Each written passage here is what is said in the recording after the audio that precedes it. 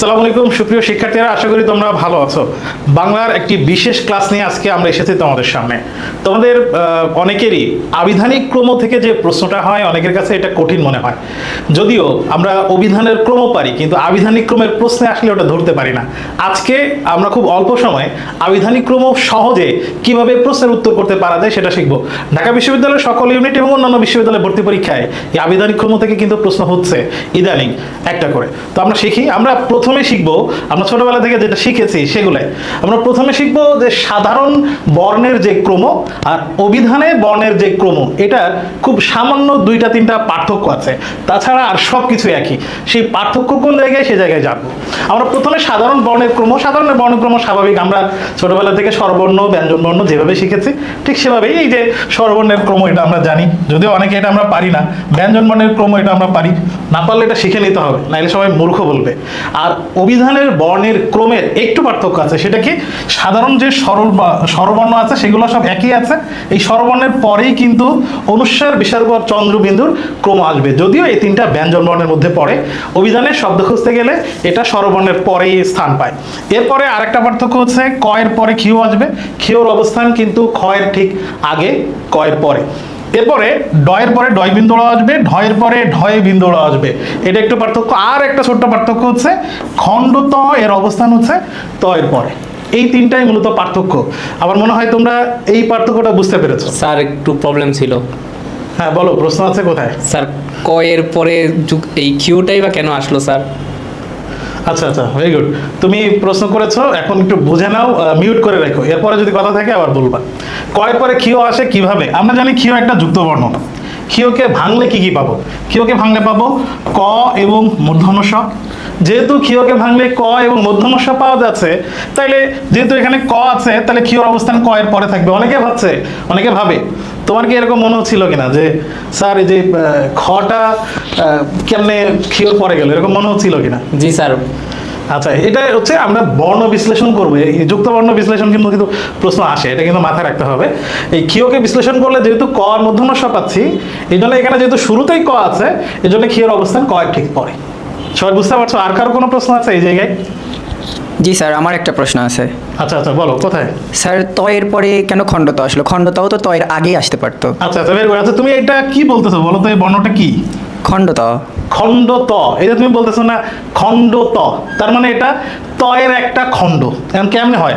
আমরা খণ্ডত এবং তয়ের পার্থক্য যদি করি তাহলে জানবো তয়ের নিচে হস্চিহ্ন দিলে যা হয়, খণ্ডত দিলে তাই হয়। উদাহরণ কিভাবে দেখি, আমরা যদি শুধু এভাবে লিখি রস্যু ত, তাহলে এটা উত বলছি, কিন্তু এটা আমি এটা উচ্চারণ করতে পারবো, কারণ এখানে হস্চিহ্ন নাই। যখন হস্চিহ্ন দেয়া হবে তখন এটার উচ্চারণ করতে হবে উত। এর মানে হস্চিহ্ন দেওয়া মানে উচ্চারণ ওখানে ব্রেক করতে হবে, থেমে যেতে হবে। আর যদি থেমে যায় তাহলে এই যে উত আছে এর মানেই তো এটা এভাবে লেখে। এই যে আমি উত উচ্চারণ করলাম, এটার উচ্চারণ আর এই উতের উচ্চারণ এটা কি একই রকম না নাকি? জি স্যার। তাহলে এই যে যেহেতু একই রকম করছি, তার মানে আমি যেদিক থেকে যদি উ বাদ দিই, তার মানে আমি কি পাচ্ছি?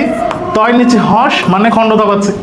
এর মানে তয়ের নিচে হস মানেই খণ্ডতা। এখন বোঝা গেছে? জি স্যার, বুঝতে পেরেছি। এটার কারণেই তয়ের পরে খণ্ডতা আসছে।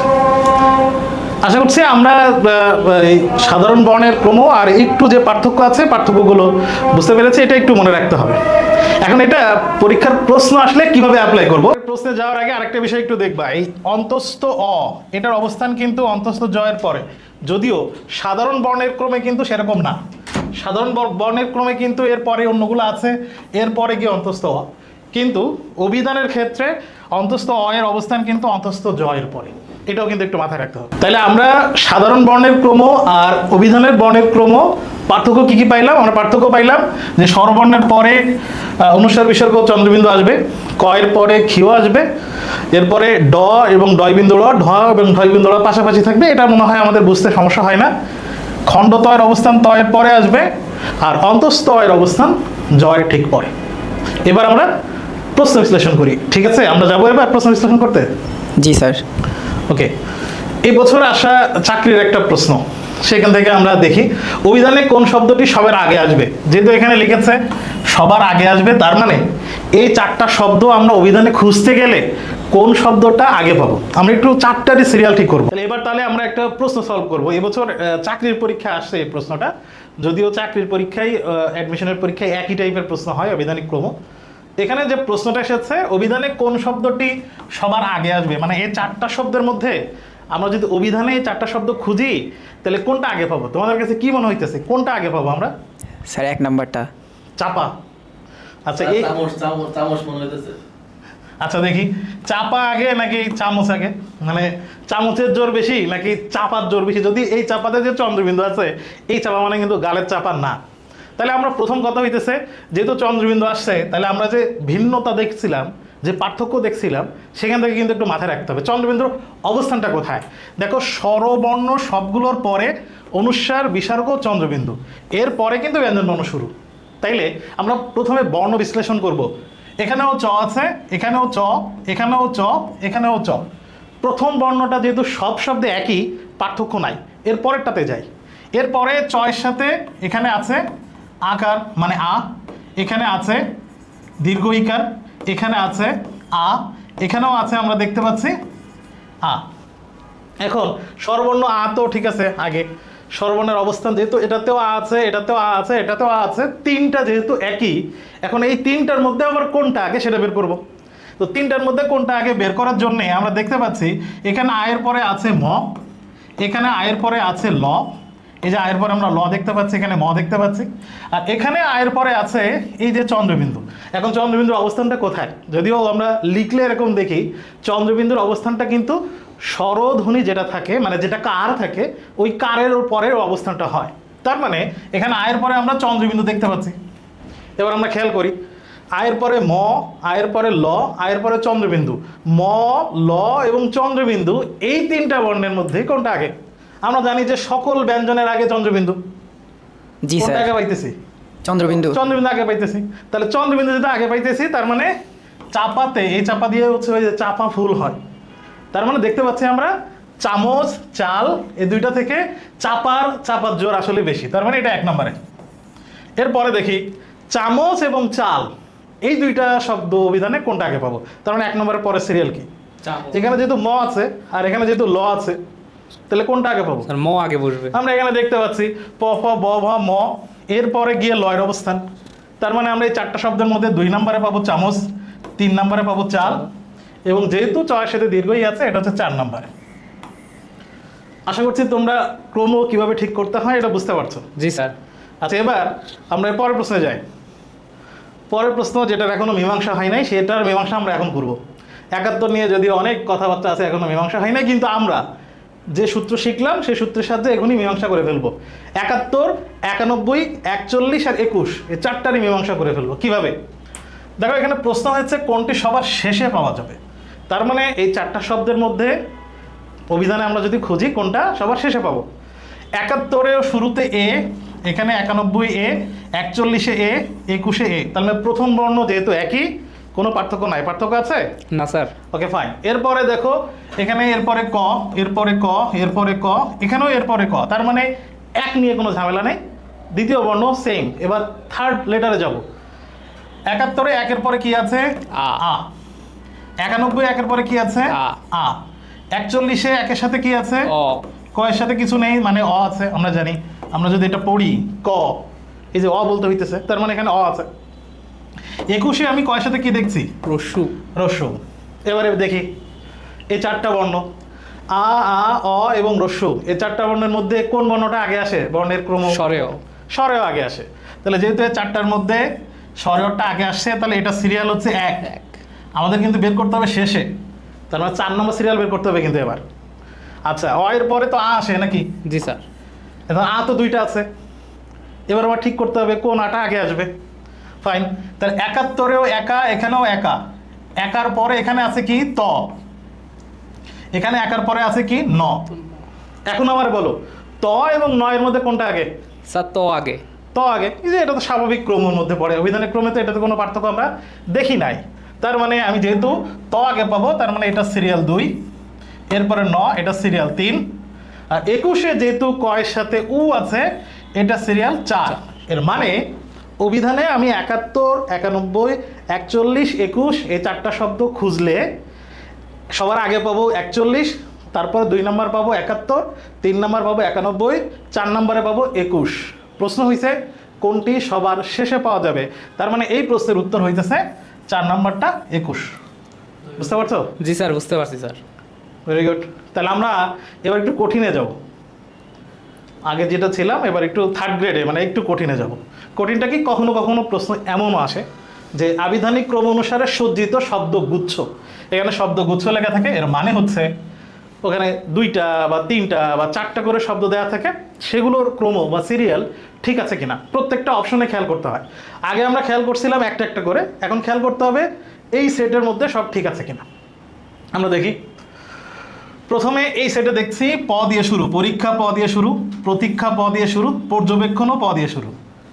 তার মানে প্রথম লেটারে কি কোনো পার্থক্য আছে? না স্যার। প্রথম লেটারে কোনো পার্থক্য নাই। আচ্ছা, এখানে প এর সাথে আছে কি, কিছু নেই মানে অ। এখানে প এর সাথে রফলা, রফলা মানে কি র। এখানে প এর সাথে কিছু নেই মানে কি অ। এখন আমাকে বলো, প এর সাথে অ, আবার প এর সাথে র, আবার প এর সাথে অ, র এর পরে কি অ এর অবস্থান? না, তার মানে তো এটার ক্রম ঠিক নেই। ঠিক নাই, তাহলে এটা বাদ দিলাম। পরেরটা, এখানে জ অন্তস্থ জ আছে, এখানে অন্তস্থ জ আছে, এখানে অন্তস্থ জ আছে, প্রথম লেটারে কোনো পার্থক্য আমরা পাইলাম না। এরপরে যে যুক্ত বর্ণটা আছে, এই যুক্ত বর্ণটাকে ভাঙলে পাবো বর্গীয় জ আর ইও, এটাকে আমরা বলি যজ্ঞ। হ্যাঁ, বর্গীয় জ আর ইও। এখানে যে যুক্ত বর্ণটা আছে ক্ষীয় আছে, ক্ষীয় মানে কি একটু আগে আমরা দেখেছি, কয়ের সাথে মূর্ধন্য ষ। এখানে যে যুক্ত বর্ণটা আছে, এখানে আছে ত আর ন। এবার দেখো, তাইলে এই অন্তস্থ জয়ের পরে আমি বর্গীয় জ পাচ্ছি, এখানে অন্তস্থ জয়ের পরে আমি ক পাচ্ছি, এখানে অন্তস্থ জয়ের পরে আমি ত পাচ্ছি। এখন বলো জ, ক এবং ত, এই তিনটার মধ্যে সিরিয়াল কোনটার আগে? যক্ষার আগে। তার মানে ক এর সিরিয়াল আগে। তার মানে জ, ক এবং ত এর মধ্যে ক এর সিরিয়াল যদি আগে হয়, তাহলে আমি যক্ষা শব্দটা, এই তিনটা শব্দের মধ্যে যক্ষা শব্দটা অভিধানে আগে পাবো, তারপরে পাবো যজ্ঞ, তারপরে পাবো যত্ন। তার মানে এখানেও সিরিয়াল ঠিক নাই, বাদ দিলাম। আমার ঠিক বের করতে হবে। 3 নম্বর অপশন, রাজত্ব র একার দিয়ে শুরু, রাজ্ঞীও র একার দিয়ে শুরু, রাঙ্গাও র একার দিয়ে শুরু। তাহলে প্রথম লেটারে প্রথম কোনো পার্থক্য আমি পাইলাম না। এরপর র এর পর এখানে আছে বর্গীয় জ, এখানে যে যুক্তবর্ণ আছে একটু আগে দেখেছি, যুক্তবর্ণকে ভাঙলে কি পাবো বর্গীয় জ আর ইও। পরেরটা, এইখানে যে যুক্তবর্ণ আছে এখানে আমরা পাবো উঁ আর গ। আচ্ছা, তাহলে দেখো এখানে রায়ের পরে বর্গীয় জ, এখানেও রায়ের পরে বর্গীয় জ, সেম ঠিক আছে, কিন্তু এখানে রায়ের পরে পাচ্ছি উঁ। এখন আমারে বলো বর্গীয় জ আর উঁর মধ্যে কোনটা আগে পাবো? উঁও আগে পাবো। যেহেতু আমরা এই যে উমর সিরিয়াল যেহেতু আগে, বর্গীয় জ সিরিয়াল পরে, তার মানে এখানেও ক্রম ঠিক নাই, তাহলে এটাও বাদ দিলাম। তাহলে একটাই তো বাকি আছে, উত্তর তো ওইটা হবে। কেমন উত্তর হইতেছে সেটা দেখি। ধর্মনিরপেক্ষ শুরু হয়েছে ধর্ম দিয়ে, ধর্মান্ধ শুরু হয়েছে ধর্ম দিয়ে, ধর্মবোধয় শুরু হয়েছে ধর্ম দিয়ে। আমি দুইটা করে এটা দিলাম, ধর্ম একই আছে। ধর্ম এখানে ময়ের সাথে আছে অ, এখানে ধর্মের শেষে আছে কি আ, এখানে ধর্ম শেষে আছে ওকার মানে ও। এবার দেখো সিরিয়াল ঠিক আছে কিনা, অ, আ এবং ও। স্বরবর্ণের স্বাভাবিক ক্রম বলো বা অভিধানের ক্রম বলো, এই সিরিয়াল তো একই আছে। অ এর পরে আ, তারপরে তো ও পাচ্ছি, তাই কি না? জি স্যার। প্রথমে তো ধ আসছে। প্রথমে এই যে, তাহলে আবার গোড়ায় চলে গেলাম প্রশ্ন। প্রথমে ধ আছে, এখানে ধ, এখানে ধ, এখানে তো ধ, তিনটাতে যেহেতু সেম আছে, আমার বের করতে হবে এই তিনটা সিরিয়াল ঠিক আছে কিনা। তাহলে প্রথমে যেহেতু ধ একই আছে, তাহলে 2 নম্বরে গেছি, 2 নম্বরেও ম আছে, একই আছে। যেহেতু প্রথমে ধর্ম ধর্ম ধর্ম তিনটাতে সেম ছিল, তারপরে গিয়েছে আমি একবারে দেখতে পাচ্ছি যে সব এক আছে, বোঝা গেছে? জি স্যার। Okay fine. তার মানে এখানে যেহেতু ক্রম ঠিক আছে, এই প্রশ্নের উত্তর হচ্ছে এটা। এখন আমার মনে হইতেছে যে তোমাদের একটু এই টাইপের প্রশ্ন, মানে আগের টাইপের প্রশ্ন যেটা ছিল এটা থেকে এইগুলো আসলে আমার কাছে মনে হচ্ছে একটু টাফ, অনেকগুলো শব্দ বিশ্লেষণ করতে হবে। আর সবথেকে কঠিন ব্যাপার হচ্ছে 4 নম্বর অপশনটা যদি উত্তর হয়, সব দেখে দেখে তারপর সেখানে যাও, এটা একটু টাফ। 1 নম্বরে থাকলে, মানে 1 নম্বরে থাকলে তো সহজ হয়ে যায় নাকি? জি জি জি স্যার। Okay fine. তাহলে এইটা হচ্ছে মানে এক হচ্ছে এই ক্যাটাগরি, এই ক্যাটাগরি, এই ক্যাটাগরি, 3 ক্যাটাগরির প্রশ্ন সলভ করতে পারলেই আসলে আবিধানিক ক্রম থেকে আর কঠিন কিছুই আসে না। আমরা এবার এছাড়া মানে আরও একটু অন্য ক্যাটাগরির অপশানে যাই। এটা তোমাদের জন্য টেস্ট, তোমরা যদি প্রথমবারই আমি বোঝাবো প্রথমবারে যদি তোমরা বুঝতে পারো তাহলে ধরে নেব যে এতক্ষণ আমার বোঝানো সার্থক হয়েছে।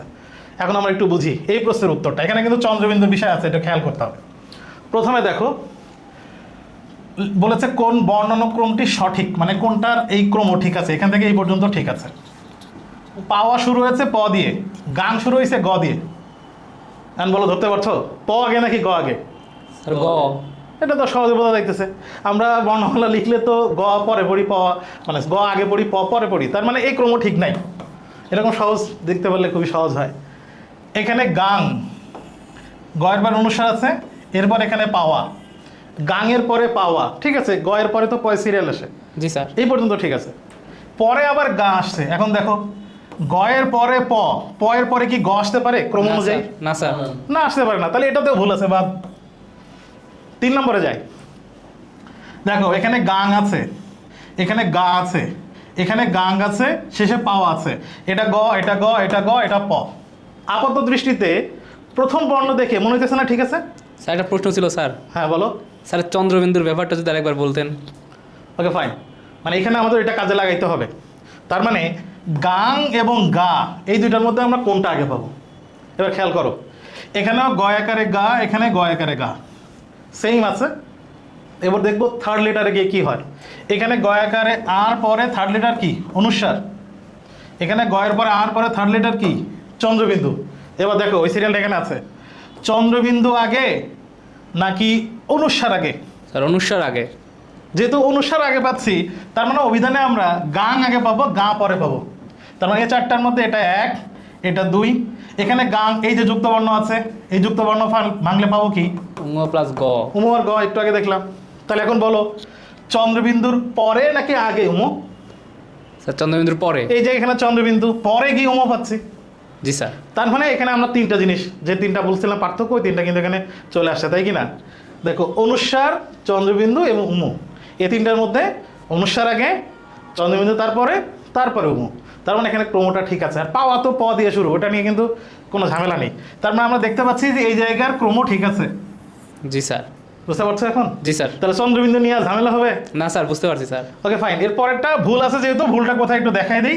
গাং এখানে অনুস্বার, গয়াকারে আছে, এখানে গয়ে দীর্ঘইকার আছে।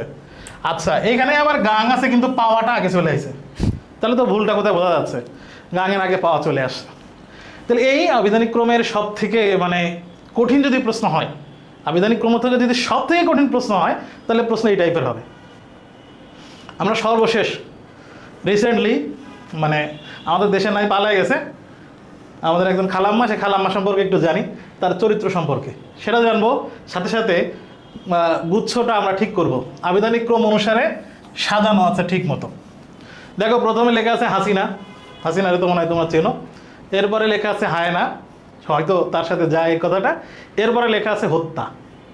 আচ্ছা হাসিনা শুরু হয়েছে হয়াকার দিয়ে, মানে এটা দেখবো মানে আমাদের খুব কমন শব্দগুলো থাকবে, আবার আমরা সহজে বের করতে পারবো। হাসিনা শুরু হয়েছে হা দিয়ে, হায়না শুরু হয়েছে হা দিয়ে, হত্যা শুরু হয়েছে হয়ের সাথে এখানে কি আছে? অ। এখানে হয়ের সাথে অ আছে, কিন্তু এখানে আ ছিল, এখানেও আ ছিল। এখন বলো আয়ের পরে কি অয়ের ক্রম আসে নাকি? না। তাহলে ঠিক নাই। তাহলে হাসিনা হায়নার মতো হত্যা করলেও এটা উত্তর আমরা নিতে পারতেছি না, এটা সাজানো নাই ঠিক মতো। এরপরে দেখো স্বৈরাচার, স্বাধীন আর স্বকীয়, এই 3টা শব্দে এখানে দন্তস্বর সাথে বফলা, এখানে দন্তস্বর সাথে বফলা, এখানেও দন্তস্বর সাথে বফলা। তাহলে প্রথমটা কিন্তু ঠিক আছে, কোনো পার্থক্য নেই। দন্তস্বর সাথে বফলা দিয়ে এখানে আছে ঐকার, দন্তস্বর সাথে বফলা দিয়ে এখানে আছে আ, দন্তস্বর সাথে বফলা দিয়ে এখানে কিছু নেই। কিছু নেই মানে কি? অ আছে। কিছু নেই মানে অ আছে। Very good. তাহলে ও এর পরে তো আর অ এর কি ক্রম হইতে পারে? না স্যার। না, হইতে পারে না, তাহলে এটা বাদ। এরপরে দেখি, পরে এখানে আমাদের ক্যাপ্টেন অফ বাংলাদেশ হাসনাতের নাম আছে। হর্ষ শুরু হয়েছে হ দিয়ে, হাসনাত শুরু হয়েছে হয়ের সাথে আ দিয়ে। তার মানে আমি এখানে যদি হ ধরি, তাহলে হয়ের সাথে এখানে কিছু নেই মানে অ আছে, হাসনাতে হয়ের সাথে আকার আছে, আর হুকুমে হয়ের সাথে এই যে যুক্তবর্ণ এখানে কি আছে? রস্যউকার। রস্য। তার মানে আমি এখানে দেখতে পাচ্ছি হয়ের সাথে অ, তারপরে হয়ের সাথে আ, তারপর হয়ের সাথে রস্যু। এই সিরিয়ালটা ঠিক আছে কিনা? অ আ এরপরে রস্যু। জি স্যার। সিরিয়াল তো ঠিক আছে। তার মানে উত্তর আমরা এটা পাইতেছি। আসলে হাসনাতের হুকুমে যে আমরা হর্ষ পাইছিলাম, আনন্দিত হয়েছি, এই যে একজন খালাম্মা চলে গিয়ে আমরা যখন সুখে আছি, এটা এখন বোঝা যাইতেছে। তাহলে এখানে উত্তর হইতেছে হর্ষ হাসনাত হুকুমের 3টার মধ্যে হর্ষ আগে। এরপরে যেটা হইল আর কি, বর্ষা বিপ্লব বা জুলাই বিপ্লব আমরা যেটাই বলি, বৈষম্য শুরু হয়েছে ব দিয়ে, বর্ষা শুরু হয়েছে ব দিয়ে, বিপ্লবও কিন্তু শুরু হয়েছে ব দিয়ে। তাহলে প্রথম লেটার সেম, জি স্যার। প্রথম লেটার সেম হইলে কি করতে হবে? পরের বর্ণ। পরবর্তী লেটারে যাইতে হবে, পরবর্তী বর্ণে। তাহলে এখানে বয়ের সাথে আছে ওই, এখানে বয়ের সাথে আছে অ, এখানে বয়ের সাথে আছে রস্যই। রস্যই। এখন আমাকে বলো স্বরবর্ণে আমরা অ আগে পাই নাকি ওই আগে পাই? অ আগে পায়। তাহলে এটা ঠিক নাই, তাহলে এখানে সিরিয়াল ঠিক নাই। তাহলে এই প্রশ্নের অপশন যদি আসে, তার মানে আমরা দেখলাম এই জায়গায় অপশন ঠিক আছে। আমার মনে হয় তোমরা আবিধানিক ক্রম থেকে আর যে প্রশ্নই আসুক তোমরা উত্তর করতে পারবা কি না এখন? ইনশাআল্লাহ। স্যার পারবো স্যার। তাহলে প্রথম কাজ হচ্ছে আমরা মূর্খ থেকে শিক্ষিত হব কেমনে? এই যে অ, ক, খ শিখতে হবে। প্রথম সিরিয়াল অ ক খ শিখতে হবে। Very good. প্রথম কাজ হচ্ছে সাধারণ অ ক খ আমরা যেমনে এমনি শিখবো, তারপরে অভিধানের যে 3-4 জায়গায় পার্থক্য আছে সেই পার্থক্যগুলো মনে রাখবো। মনে থাকবে? জি স্যার। এইভাবে তোমাদের যদি প্রশ্ন আসে আমরা মনে হয় তোমরা উত্তর করতে পারবা, ভালো করতে পারবা।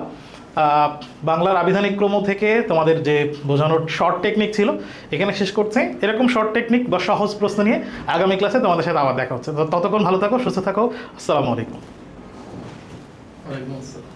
ওয়ালাইকুম আসসালাম স্যার।